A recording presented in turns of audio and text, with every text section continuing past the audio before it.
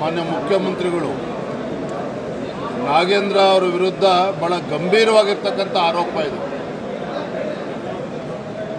ಇವತ್ತು charge sheet ಕೂಡ ಅವ್ರ ವಿರುದ್ಧ ಫೈಲ್ ಆಗಿರುವಂಥದ್ದು. ಏನು ಪ್ರಕರಣ?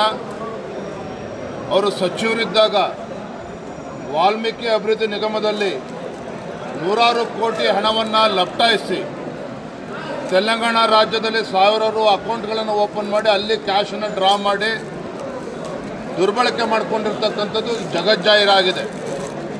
ಯಾವ ಪರಿಶಿಷ್ಟ ಪಂಗಡದ ಮಕ್ಕಳ ಅಭಿವೃದ್ಧಿಗೆ ಮೀಸಲಿಟ್ಟಿರ್ತಕ್ಕಂಥ ಹಣವನ್ನು ಕೊಳ್ಳೆ ಹೊಡೆದಿರ್ತಕ್ಕಂಥ ವ್ಯಕ್ತಿಯನ್ನು ಮತ್ತೆ ಸಚಿವರನ್ನಾಗಿ ಮಾಡಿರ್ತಕ್ಕಂಥದ್ದನ್ನು ಭಾರತೀಯ ಜನತಾ ಪಾರ್ಟಿ ನಾವು ಖಂಡಿಸ್ತೇವೆ.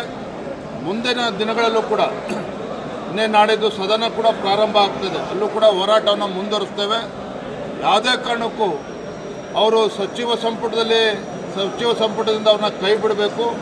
ಈ ನಿಟ್ಟಿನಲ್ಲಿ ಹೋರಾಟವನ್ನು ಕೂಡ ನಾವು ಮಾಡ್ತಾ ಇದ್ದೇವೆ. ಸರ್, ಮತ್ತೆ ಅವರು ಜೈಲಿಗೆ ಹೋಗುವಂಥ ಸಾಧ್ಯತೆ ಇರುತ್ತೆ ಸರ್. ಇಡಿನಲ್ಲಿ ಒಂದು ತನಿಖೆ ಶುರುವಾಯಿತು ಅಂದರೆ ಈಗ ಏರ್ಪೋರ್ಟಲ್ಲಿ ಅವ್ರು ಹೋಗಿರ್ತಕ್ಕಂಥ CCTV ಅದೆಲ್ಲ ಪರಿಶೀಲನೆ ಮಾಡ್ತಾ ಇದೆ ಇಡಿ ತಂಡ. ನೋಡಿ, ಅವರು ಬೇಲ್ ಕಂಡೀಷನನ್ನು ವೈಲೇಟ್ ಮಾಡಿದ್ದಾರೆ ಅಂತ ಹೇಳಿದ್ರೆ ನ್ಯಾಯಾಲಯದ ಖಂಡಿತ ಅದ್ರ ಬಗ್ಗೆ ತೀರ್ಮಾನವನ್ನು ತೆಗೆದುಕೊಳ್ತದೆ. ಆದರೆ ಅದಕ್ಕಿಂತ ಮುಂಚಿತವಾಗಿ ನಾನು ಹೇಳ್ತಾ ಇದ್ದೇನಲ್ಲ, ಇಂಥ ಗಂಭೀರವಾಗಿರ್ತಕ್ಕಂಥ ಆರೋಪ, ಭ್ರಷ್ಟಾಚಾರದ ಆರೋಪ ಇದೆ. ಅವರನ್ನು ಸಚಿವ ಸಂಪುಟದಿಂದ ಕೈ ಬಿಡಬೇಕು. ಇದು ನಮ್ಮ ಆಗ್ರಹ. ಹೋರಾಟವನ್ನು ಮುಂದುವರಿಸ್ತೇವೆ. ಸರ್, ರಾಜ್ಯದಲ್ಲಿ ಭೀಕರವಾದಂಥ ಬರ ಇದೆ ಸರ್. ಒಂದು ಕಡೆ ಖಾತೆಗಳು ಕೂಡ ಇನ್ನೂ ಹಂಚಿಕೆ ಮಾಡಿಲ್ಲ. CM ಅವರು ಕೂಡ ಸಂಜೆ ಬಂದು ದೆಹಲಿಗೆ ಹೋಗ್ತಾ ಇದ್ದಾರೆ. ಆದರೆ ಸಚಿವರು ಕೊಟ್ಟಿರ್ತಾರೆ, ಸುಮಾರು ಸಚಿವರನ್ನು ಜಿಲ್ಲೆಗಳಿಗೆ ಭೇಟಿ ಕೊಡಿ ಅಂತಕ್ಕಂಥ ಒಂದು ನಿಯೋಜನೆ ಮಾಡಿರ್ತಕ್ಕಂಥ. ಆದರೆ ಇನ್ನೂ ಕೂಡ ಸಚಿವರು ಕೆಲವೊಂದು ಜಿಲ್ಲೆಗಳಿಗೆ ಭೇಟಿ ಕೊಟ್ಟಿಲ್ಲ ಸರ್. ಎಕ್ಸಾಂಪಲ್, ಕೋಲಾರ ಜಿಲ್ಲೆಗೆ ಇನ್ನೂ ಸಚಿವರು ಬಂದಿಲ್ಲ. ರಾಜ್ಯ ಸರ್ಕಾರಕ್ಕೆ ಇವತ್ತೇನು ಭೀಕರ ಬರ, ಮಳೆ ಕಳೆದ 8-10 ದಿನದಿಂದ ನೋಡ್ತಾ ಇದ್ದೇವೆ. ಆದರೆ ರೈತರು ಇವತ್ತು ಸಂಕಷ್ಟದಲ್ಲಿದ್ದಾರೆ. ಕುಡಿಯೋ ನೀರಿನ ಹಾಹಾಕಾರವೂ ಕೂಡ ಇದೆ. ಇಡೀ ರಾಜ್ಯದಲ್ಲಿ ಇವತ್ತು ರಾಗಿ ಇರ್ಬೋದು, ಜೋಳ ಇರ್ಬೋದು, ಹಣ್ಣು ತರಕಾರಿ ಎಲ್ಲವೂ ಕೂಡ ಎಲ್ಲ ಬೆಳೀತಕ್ಕಂಥ ರೈತರು ಪರದಾಡ್ತಾ ಇದ್ದಾರೆ. ಇಂಥ ಸಂಕಷ್ಟದ ಸಂದರ್ಭದಲ್ಲಿ ರಾಜ್ಯ ಸರ್ಕಾರ ಅವರಿಗೆ ಪರಿಹಾರನ ಕೊಡುವಂಥ ಕೆಲಸ ಮಾಡಬೇಕಾಗಿತ್ತು. ರೈತರ ಸಾಲವನ್ನು ಮನ್ನಾ ಮಾಡ್ತಕ್ಕಂಥ ತೀರ್ಮಾನವನ್ನು ಕೂಡ ರಾಜ್ಯ ಸರ್ಕಾರ ತೆಗೆದುಕೊಳ್ಬೋದಾಗಿತ್ತು. ಯಾವುದನ್ನು ಕೂಡ ಮಾಡ್ದೇನೆ ಕೇವಲ ಇವತ್ತು ಸಚಿವರು, ಶಾಸಕರು ದೆಹಲಿ ಪ್ರವಾಸನ ಮಾಡಿಕೊಂಡು ಈ ರೈತರಿಗೆ ಅನ್ಯಾಯ ಮಾಡುವಂಥ ಕೆಲಸ ಇವತ್ತು ಮಾಡ್ತಾ ಇದ್ದಾರೆ. ಹಾಗಾಗಿ ನಾನು ಮಾನ್ಯ ಮುಖ್ಯಮಂತ್ರಿಗಳು ಆಗ್ರಹ ಪಡಿಸ್ತೇನೆ, ಈಗಾಗಲೇ ತಡ ಆಗಿದೆ, ಈಗಲಾದರೂ ಕೂಡ ಎಚ್ಚೆತ್ತುಕೊಂಡು ಸಂಕಷ್ಟದಲ್ಲಿರುವಂಥ ರೈತರ ಸಮಸ್ಯೆಗೆ ಸ್ಪಂದನೆ ಮಾಡಬೇಕು ಅಂತೇಳಿ ನಾನು ಈ ಸಂದರ್ಭ ಹೇಳ್ತೀನಿ.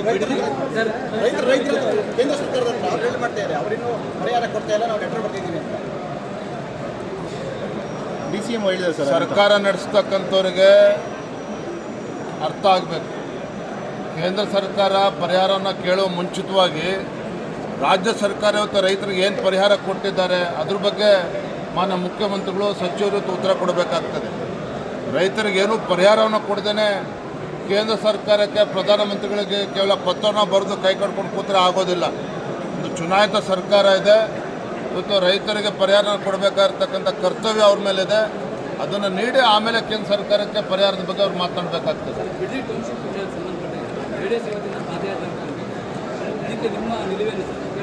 ನಮ್ಮ ನಿಲುವು ನಿನ್ನೆ ನಮ್ಮ ವಿರೋಧ ಪಕ್ಷದ ವಿಪಕ್ಷ ನಾಯಕರು ಆರ್ ಅಶೋಕ್ ಅವರು ಸ್ಪಷ್ಟಪಡಿಸಿದ್ದಾರೆ. ನಿನ್ನೆ ನಾನು ಬೇರೆ ಕಾರ್ಯಕ್ರಮದ ನಿಮಿತ್ತ ಶಿಕಾರಿಪುರಕ್ಕೆ ಹೋಗಬೇಕಾಗಿತ್ತು, ಹೋಗಿದ್ದೆ. ಇವತ್ತಿನ ಕಾರ್ಯಕ್ರಮ ಕೂಡ ಇನ್ಫ್ಯಾಕ್ಟ್ ಇವತ್ತು ಕಾರ್ಯಕ್ರಮ ಇವತ್ತನ್ನು ಕ್ಯಾನ್ಸಲ್ ಮಾಡಬೇಕು ಅಂತಲೂ ಕೂಡ ಅಂದ್ಕೊಂಡಿದ್ದೆ. ಕೋಲಾರ, ಚಿಕ್ಕಬಳ್ಳಾಪುರ 2-3 ಬಾರಿ ಕಾರ್ಯಕ್ರಮ ನಿಗದಿಯಾಗಿ ಕ್ಯಾನ್ಸಲ್ ಆಗಿತ್ತು ಕಾರ್ಯಕ್ರಮ. ಹಾಗಾಗಿ ಅನಿವಾರ್ಯನ ಬರಲೇಬೇಕಾಗಿತ್ತು, ಬಂದಿದ್ದೇನೆ.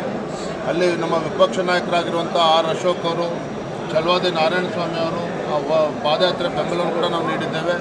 ಆದರೆ ದುರಂತ ಏನು ಅಂತೇಳಿದರೆ, ಈ ಹೋರಾಟ ಪ್ರಾರಂಭ ಮಾಡಿರ್ತಕ್ಕಂಥದ್ದು ರೈತರು, ಬಿಡದಿ ಭಾಗದ ರೈತರು.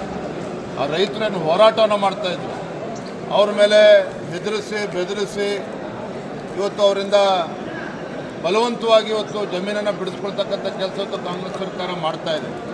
ಒತ್ತಾಯಪೂರ್ವಕವಾಗಿ ರೈತರನ್ನು ಒಕ್ಕಲೆಬ್ಬಿಸುವಂಥ ಕೆಲಸವನ್ನು ಮಾಡ್ತಾ ಇದ್ದಾರೆ.